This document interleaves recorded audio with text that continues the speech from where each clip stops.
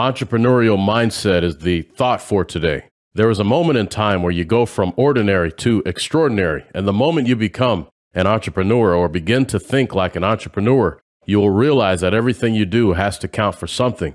Your investments at some point have to start producing a measurable return on investment. For any project that I'm working on, it needs to start returning a profit within 1 or 2 years, depending on the complexity. Otherwise, I'm probably going to dump the project. Now, when I say dump the project, I don't mean as in giving up or quitting. Let me explain. Some of you have been working on fantasy projects for years with no results. And while you shouldn't give up on your dreams, if it is money you are after, you may have to pivot and move on to something else for the time being. Then use the more profitable idea to fund your dream project. So you're not giving up necessarily on the original purpose, your original dream. You're just taking a detour to reach your ultimate goal. Let me give you an example.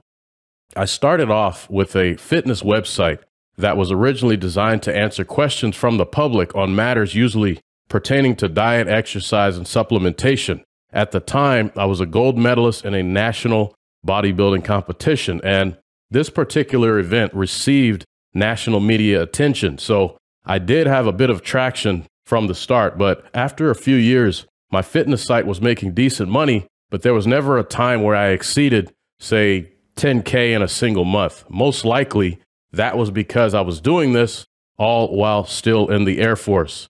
But as time went on, there was these opportunities to pivot, and I took advantage. And I noticed that many of the questions submitted on my website centered around the efficacy of fitness-related infomercial products. Now, I personally didn't have any interest in infomercial products, but the demand from the public was there. Also, I didn't feel it was fair for me to give my review or opinion of products that I had never tried. So what I did was create a website that allowed consumers to write reviews of as seen on TV products.